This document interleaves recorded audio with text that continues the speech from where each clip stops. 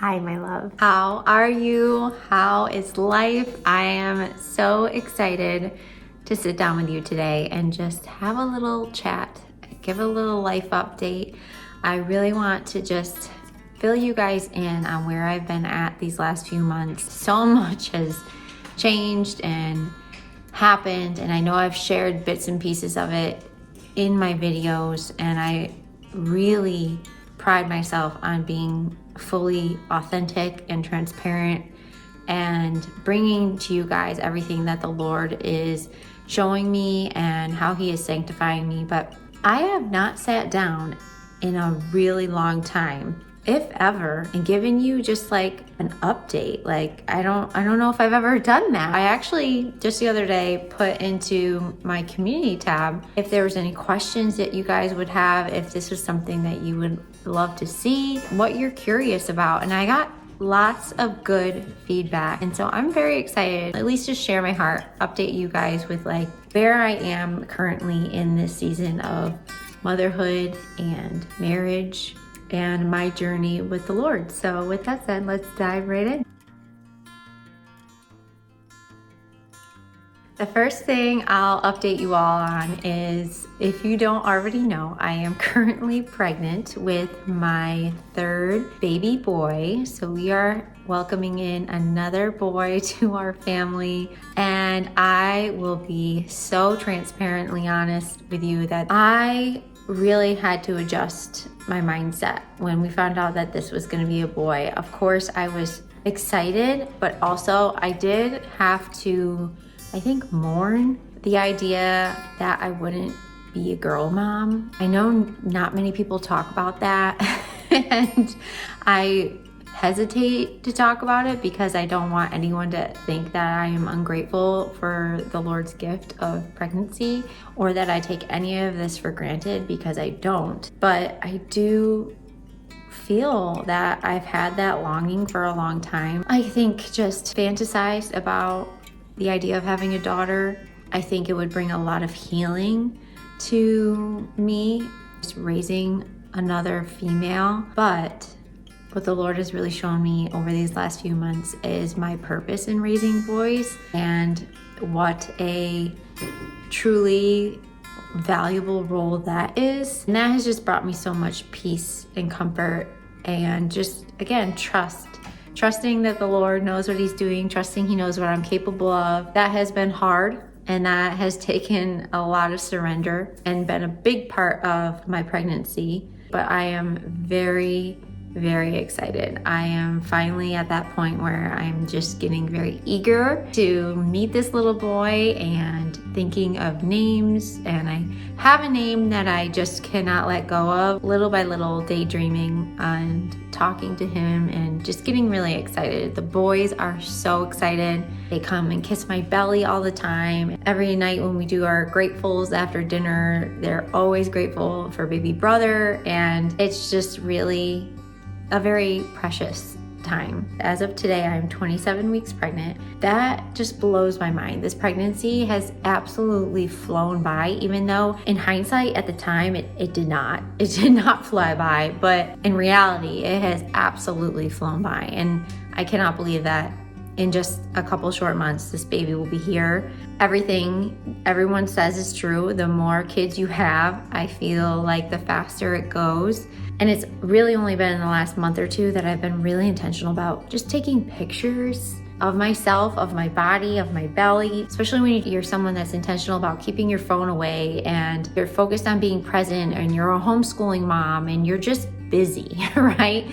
I feel like it's so hard. It can be so hard and so easy that so much time can go by and you realize you didn't take hardly any pictures. And I've made that mistake this last year. Although I was very present, I did not take a lot of pictures. I have some regret over that. And yes, I have some video and things like that, but that's just maybe my little plug to any other moms out there that limit their screen time, that are very intentional with their use of digital devices, to find a way somehow bring out that camera and just snap some photos when you can and when you think of it, because you will be so happy that you have that. So like I've mentioned in a lot of my recent videos, first few months of my pregnancy were really rough for me mentally, emotionally, physically. And that had so much, and if not everything, to do with my thyroid. I was diagnosed when I was about 25 years old. So it's been over a decade that I have been living with hypothyroidism. And this past year, I was so very intentional about getting my health to a really good place and focusing on healing my thyroid to the best of my ability. And a lot of that had to deal with my gut health. And I have literally been doing everything that I can to heal myself. In this past summer, I felt so good. My levels were at the best that they've really ever been. However, I did also realize at that point that I had what's called a leaky gut. Probably around June, July, I went gluten-free per recommendation of my functional nutritionist. And I have been gluten-free since then. Up until the past couple of weeks, I've just slowly been reintroducing freshly milled grains into my diet, and that has been going really well. And probably because I felt so good this summer is one of the reasons why I felt open and ready to conceive. Felt like I could finally handle the idea of having a third child, because up until that point, I've just felt like I've been in survival mode. I just could not willingly open myself up to having another child until I could get myself to a better place mentally, emotionally, and physically. If any of you struggle with an autoimmune disease, you know that it's so taxing on you in so many sneaky, subtle ways that make you question what is you and what is the condition, what is the disease. If you also are someone that's just very health focused and very intentional about your health, you can imagine how frustrating it is when you are doing everything that you can and yet you still are reliant and needing that medical intervention. And coming from nursing, coming from a health background, I just don't like the idea of being on medication. I don't want to be dependent on anything. I want to live a healthy, vibrant life as long as I possibly can. At the same time, I totally know that there's a time and a place where you just have to surrender to the fact that your body needs this intervention. Your body needs this medication. And that's where I've been at the last few months, is just getting myself back to a place of surrender with having an autoimmune disease, just accepting that maybe I will never get off of the medication and that this is just something that I have to work with. And I'm not going to let it control me. I'm not going to let it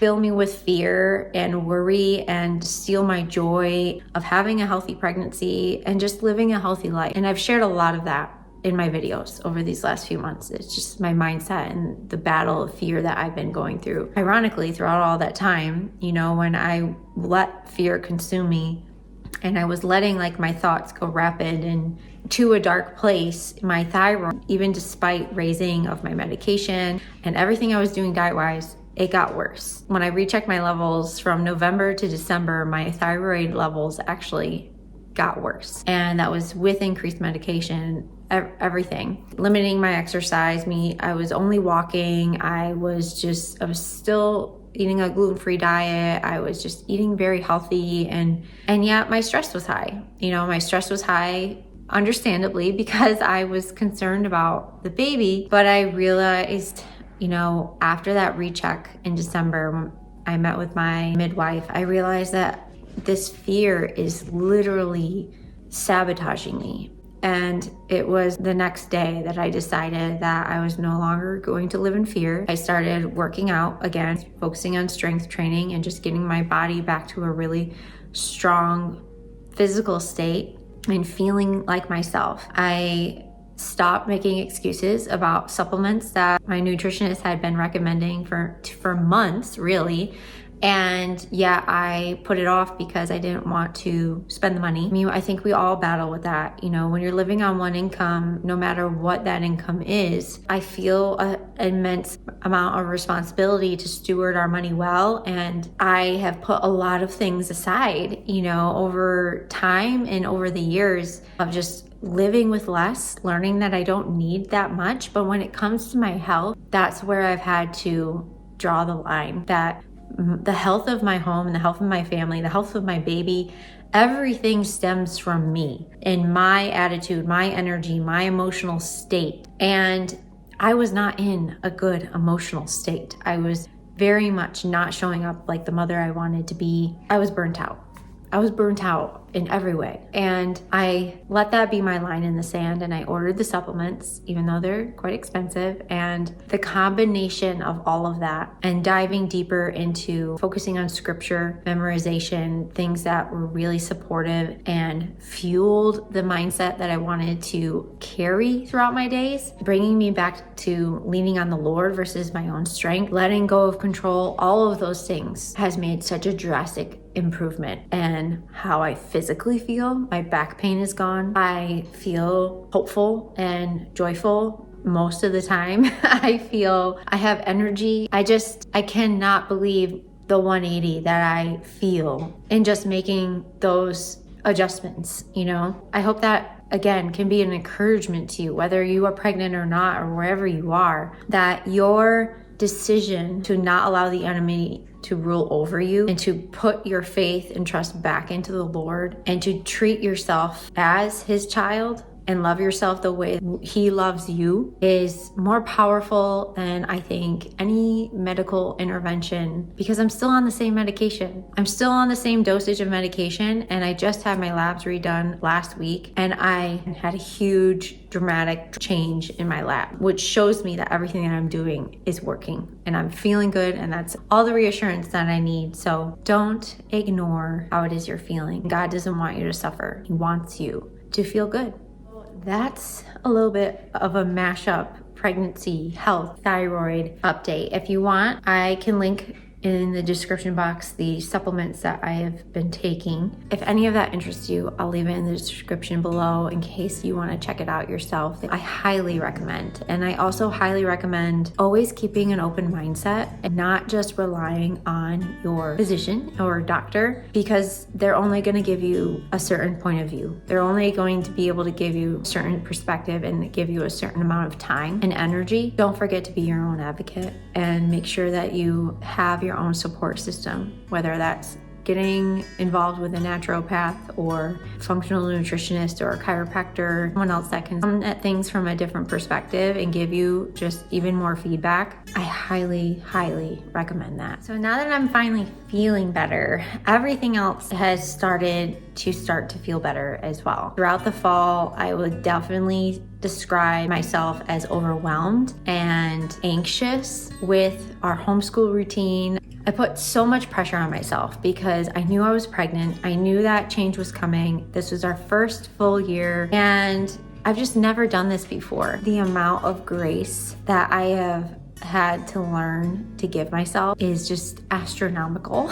And this is where I am so grateful for my church community. I'm so grateful for my mom community that I have, developed. Grateful for you guys, for all of your feedback and encouragement, and obviously the wisdom and the nudges that I was receiving from the Lord. Everything was on purpose. It was all just trying to illuminate something within me that needed to be healed and needed to be let go of. And it took me a while to be able to see that. Now that I'm feeling better, now that I've moved through all that fear, I feel so much more capable. I feel like my approach to our homeschool rhythm and days is so much more enjoyable. I just feel like I've released the pressure. And one of the questions that I got was wanting to hear about my homeschool schedule. So our homeschool schedule is very, very lax. Like I said, this is our first full year of homeschool. One of the things I've had to do for myself and my own sanity is I've had to release that pressure. I've had to release the rigidity and the ideas that I've had of how this needs to look, because I realized so much of that comes from my own past and conditioning of how traditional school looked for me growing up and survival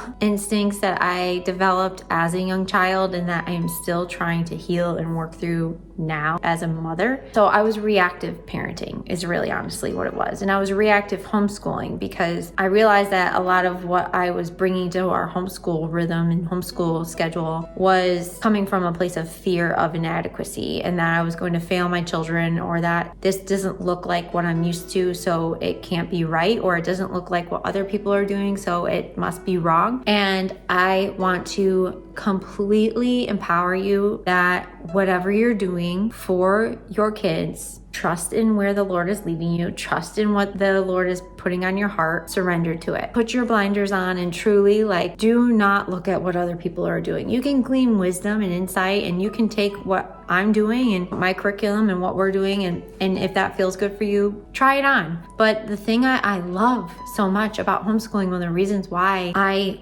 went down this path and chose this for our family, is because I can customize this to us. I can customize this to our season, to our lifestyle, to my kids' temperament, to what they like, to what they're doing well with, to what feels good for me. It wasn't feeling good. And a lot of that, again, came from me feeling like we had to stay on a strict schedule every day or stay on the same schedule every day. And I have let a lot of that go. So what our homeschool schedule looks like right now, Monday through Friday, with the exception of Tuesday, because my kids go to homeschool co-op, we'll get up. We have a very slow morning. My kids are usually up by 7 o'clock, and I'll put a little TV show on for them while I cook breakfast. And then by 7:30, 7:45, 8 o'clock, we're sitting down, we're eating breakfast. We do our devotional at that time and our morning prayer. And what I've started doing is I just sort of go right into teaching. I just sort of go right into our letter for the week. We get into our phonics, reading work, our letter sounds, our fun, active learning piece follows almost immediately and along with breakfast. I no longer pause and stop and try and get them to get dressed and make their beds and brush their teeth. I just kind of take each morning and take each day at whatever pace it wants to go. So I have a curriculum. I have the Peaceful Pre-K curriculum that I purchased for this year. My mindset, my son doesn't even technically need to be in kindergarten until he is at least 6 or 7. I didn't want to push him into following a kindergarten curriculum.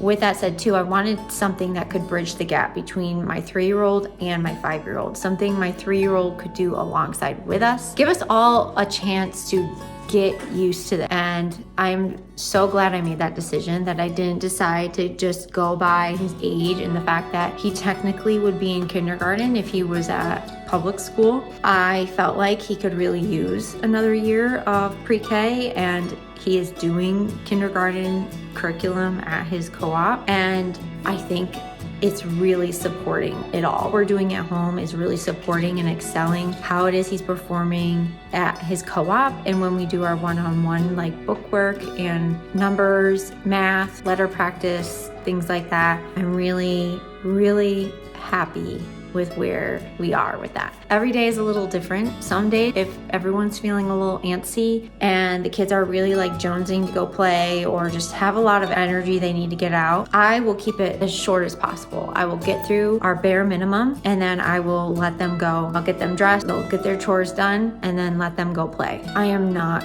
going to stress about this. I'm saying that as an affirmation to myself, but also an encouragement to you. Every single homeschooling mother of older children that has done this for far much longer than I have has encouraged me over and over and over again to not put so much pressure on myself and my kids, because he is so little. They are so little. We have so much time, and I know that's so hard to tune out, what you hear from your family or your in-laws or whoever who maybe does have their children in public school and are doing things completely differently from what you're doing. But it's so important to, again, remember your why you're doing this, to come back to your values as a family and that leads me into the next question I got. When it comes to curriculum, just remember that you can always change it. You could change it in the middle of the year. You could love something for a few years and then all of a sudden decide that you want to do something completely differently. There's some people that don't even follow a full curriculum. Their focus is on scripture and read alouds, and I gleaned so much inspiration from that, because I do feel like what's most important right now, these last few months have shown me especially, what's most important to my kids' education is their connection with me, their nervous system, making sure that they are not overstimulated, trying to absorb too much all at once. I want them playing. I want them getting along. I want them learning how to live in our household. I want them learning how to contribute to our family. I want them focusing on manners and getting comfortable with going out in public and being around other people and building that trust and connection with me, because I know that's only going to make the learning process and the teaching process go 10 times more smoothly. That has just been a huge mindset shift that I've had over these last couple months. It's connection first. It's focusing on their mental, physical, emotional needs first, spiritual needs, versus making sure they're meeting some sort of a deadline in a curriculum. All of that will come in time. I am very confident that all of that will come in time. But I would say YouTube, if you are looking into curriculums, Peaceful Press is wonderful, but don't be worried that you're gonna make the wrong choice, because you can always change it. There is no pressure here. You've got this. So when it comes to how I get things done, I don't know if I have an easy answer for this. Currently, we are going through a bit of a transition and a struggle bus, because we don't have a set quiet time that has really worked. My youngest son has stopped napping, and that's been really stressful.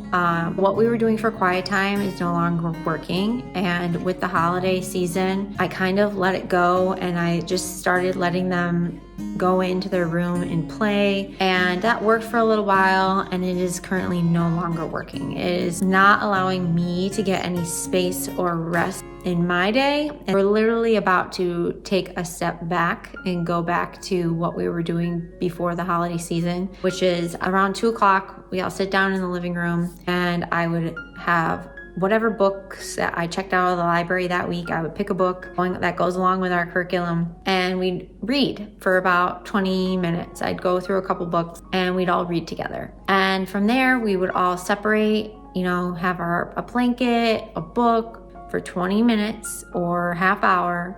I put the timer on, and we all sit here and we can think, read, pray, or sleep. In that time, my 3-year-old often would fall asleep.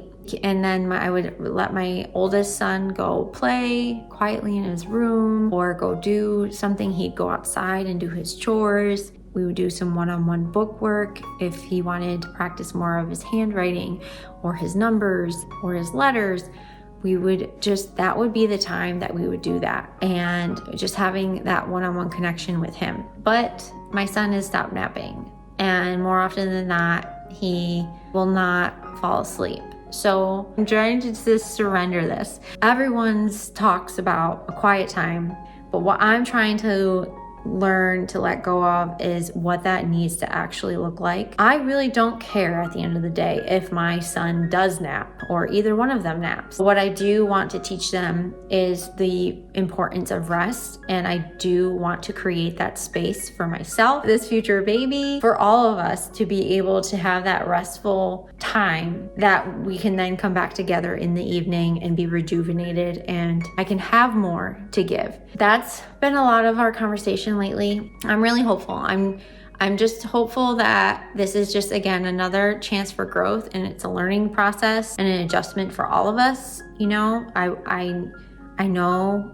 my boys are not the only ones in the world that share a room. I know that they are perfectly capable of being calm and playing nicely and all of these things, but it's just one of the things the Lord is putting me through right now. And I think it's just coming down to looking at my kids with grace, giving them lots of love, and also setting boundaries. If anyone has any suggestions or tips on a quiet time, I would be so appreciative, totally open to hearing about that. If you have boys, they share a room. That would be so helpful for me because that's really where the struggle lies, is just not really having a good way to separate them anymore. And that's just a fact of life with the way our house is laid out. And that leads me to another question. Is someone asked if this is our forever home. I love our home.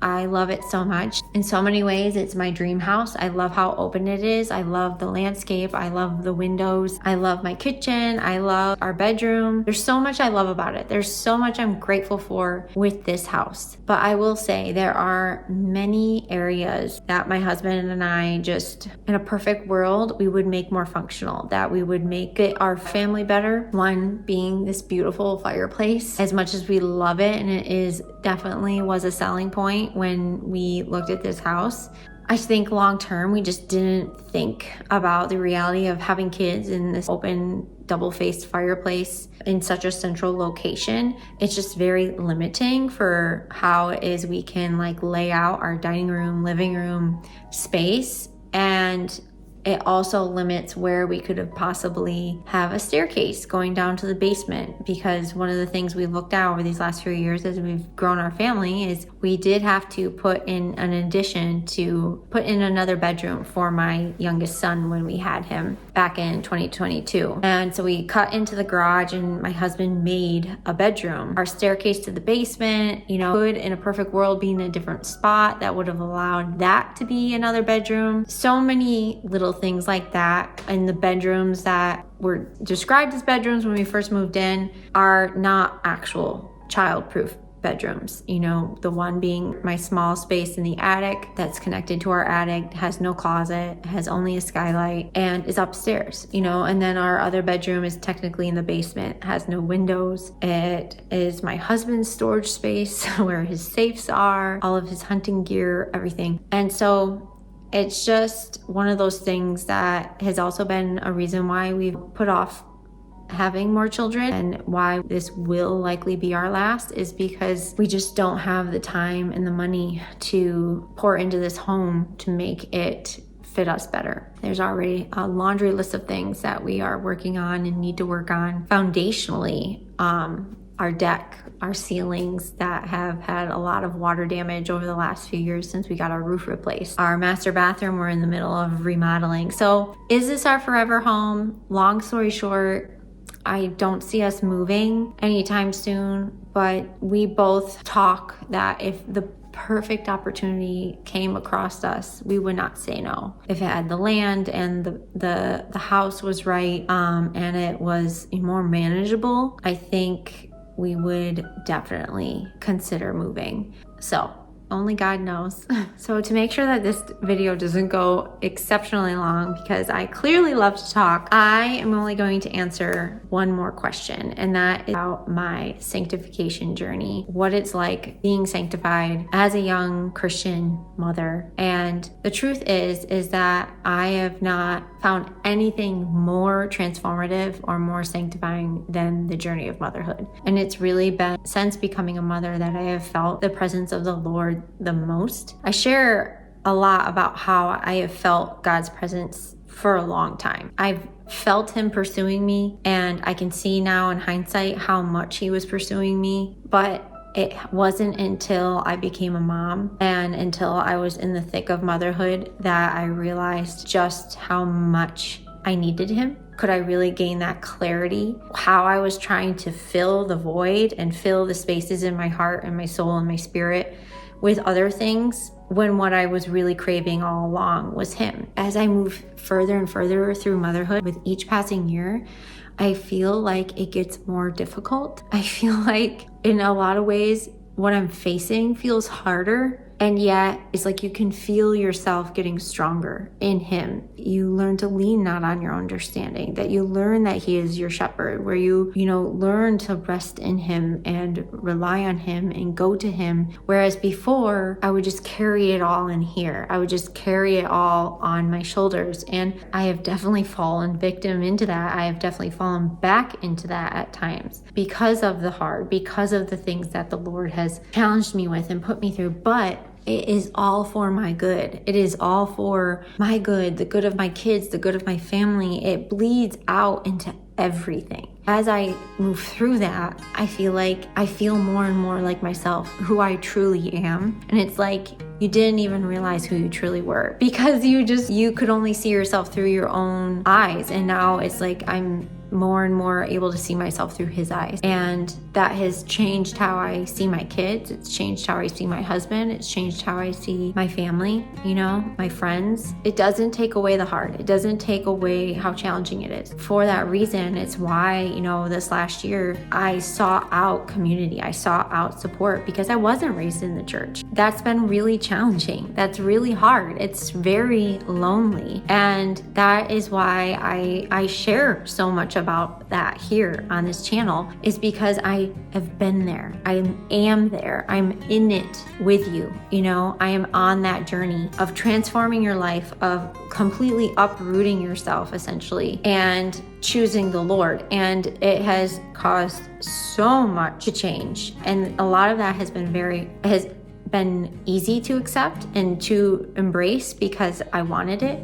And then some of that has been really hard, in particular, just letting go of the roles that you've played in your family, the family you were born into. It can be really, really hard, especially as you're raising children in the faith and in church, and others in your family are not. It's very hard. And the holidays were exceptionally hard this year for that reason, but then they also were very peaceful. Christmas felt so much richer this year because we didn't focus on Santa and we didn't focus on gifts. We focused on the birth of Christ. We focused on speaking and talking about the birth of Jesus and what Christmas truly, really is all about, and gifting and giving love to others. And it really made Christmas so much more of a special, magical time for us as a family. However, in society and culture, within our extended family, it was very tricky and very hard, because it does feel like you are going against the grain of cultural norm. And, I'm not here to tell anybody what to do, but it's something I prayed over, something I talked a lot about with my Mom Heart community, basically my Motherhood ministry group that I started back in August. We all were sort of feeling and mirroring the same feelings, feeling at odds, like this just no longer feels right. And my son came to me and asked me about Santa Claus and if he was real. And I knew then that was my sign from the Lord, that I his permission almost to lead my son, steward my son in a different direction. And so I was very honest with him. And the way that I handled that was that, Santa Claus is a magical figure that people love to celebrate this time of the year and focus on when it comes to Christmas, who is based from a real person, Saint Nicholas, who wanted to share God's love with other children and other people and would bless them with gifts and toys. And that is where the tradition of Santa Claus came from. However, we don't focus on Santa Claus. That is not what we believe in and focus on when it comes to Christmas. We are focused on the story of Jesus, the things that God wants us to focus on, which is, again, sharing God's love, giving gifts that symbolize that love, sharing our presence, sharing our gifts of service to one another, to others. That's what Christmas is really all about. And remembering God's love for us by giving us his one and only son. That's where I left it. So I didn't explicitly ever tell him that Santa Claus wasn't real. I told him the truth. And I told him our truth and the truth. Problem is that so much of the focus is on Santa. And I feel like that was very conflicting for my son. And he felt very confused. And I just kept coming back to the fact that, everyone believes what they believe. It's not our job to control what other people believe. And, if you want to believe in the idea of Santa, that is totally up to you. But what's important is that we don't idolize Santa. That's not all we focus on. That we remember that God comes first, that this is what's most important. It's fun. We can have fun with Santa. I love Santa movies. I love, the idea of a jolly old, Santa Claus. But, the gifts under the tree, they come from mommy and daddy. They come from our hard work, our hard-earned money, are a symbol of our love to you. That really eliminated so much of the begging, just the material focus that we saw previously last year. which really discouraged us, I think, as parents. And I don't know who wouldn't be discouraged and burnt out by Christmas if that was like what it was all about every year. So again, maybe controversial, but I would love to hear your thoughts. But that's what we did for Christmas this past year. I think you just have to take it holiday by holiday, year by year. Again, follow where the Holy Spirit is leading you. Follow where God is nudging you, and ask for his wisdom, his guidance, and trust it. It's not always going to align with what other people are doing, or even your family are doing, or friends are doing. But what you need to be at peace with is what you're doing. And does it feel right? Does it feel aligned with what God is calling on your life?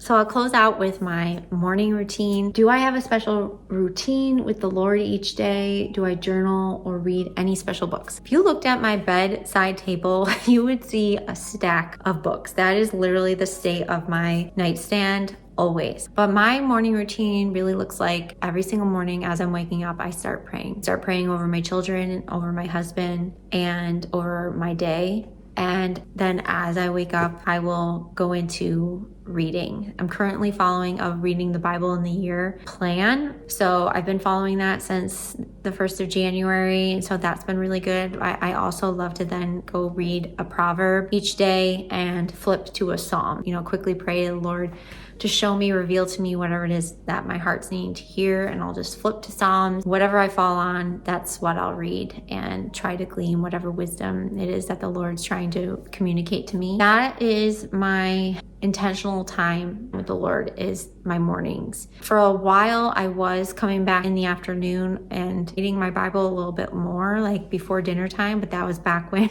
we had quiet time. So I have not done that for a couple months. But I do love doing that, especially, or even after dinner when the boys go back out to the shop with my husband, ask for his guidance, his wisdom, show me what it is that my heart and soul is needing to hear. And I just open my Bible, and whatever's there is what I trust that he's wanting me to read. That has always been very, very rejuvenating for me. So probably something I'm going to try and get back into. I think whatever feels good to you, whatever works with your daily life is what you do. I've always been a morning person. I very much need and love that time to myself. And I really love having that quiet time with the Lord. But I also know that there's, times and seasons that I don't get much of that. And so that might look a little different in a few months. But right now I'm really enjoying just having that quiet time in the morning before my kids get up, or even when my kids get up. I will not give up that time. And is my husband on this journey with me? My husband is on his own journey. My husband was raised in the church. My husband was baptized when he was younger. He was confirmed. He went on mission trips, but he definitely strayed from the Lord. And, when we got married, it was something we talked about. At the time, I never expected myself to become a full believer or ever attend church. And I was actually concerned that he was not okay with marrying me because I wasn't baptized. It was not something he was concerned about at all. And it's totally been me that has been the one that has been pursuing a journey, pursuing connection, pursuing a relationship with the Lord. And, I have had to learn to surrender his journey to God. I pray for him. I pray that he will have his own awakening and have his own reconnection with the Lord. And I do think I can see in a lot of ways how the Lord has been working through him and using me in my family. And like I said in the beginning, you are the ripple. Like, it is going to bleed out, absolutely going to bleed out. And in the beginning, it was uncomfortable because my husband, did not want to go to church with me. And he didn't for the first couple months. But he did start coming, even though it's not something he would choose to do if it was left to his own decision. He comes and he supports me. He supports the kids and their faith and their belief. The Lord will communicate to you in ways that you can support your spouse if you're like me and they're maybe not on the same page or they're at a different point. But I think it's just about being patient and being gentle and remembering that, again, you can't force anyone into anything, and it's very personal, it's very individual, and there is no condemnation for those who are in Christ Jesus. Like, my husband is just as loved by the Lord as I am, and even if he is not fully saved or he hasn't fully committed his heart to the Lord, he's not giving up on him, and I'm not giving up on him. So yeah, hopefully I'll have, more to share on that at some point. But right now, I'm really happy with where we are at, and I'm proud of his growth, and I'm proud of how far he has come. And he supports me, he respects me. You know, we've come a long way. I am very grateful for that, and I'm so grateful for you. And I just want to close out this video by just saying thank you. Thank you for being here. Thank you for supporting my channel. Thank you for, you know, every like, comment, share, everything that you do, everything you say. Just watching this video affirms for me where God has been calling me, where God has been leading me, and helps me to show up here every week, because it is hard. It's hard to trust in where God is leading you without seeing the fruit. And I have had many moments this last year where I have doubted what God is asking of me in regard to this channel. And so I just hope and pray that you, if you get anything out of this, that you will share it with me, and that you will pass it along to whoever you think that could benefit from it. It's all I ask. I'm just so grateful for you and the impact that you've had in my life. So with that said, I will see you in the next one. Bye.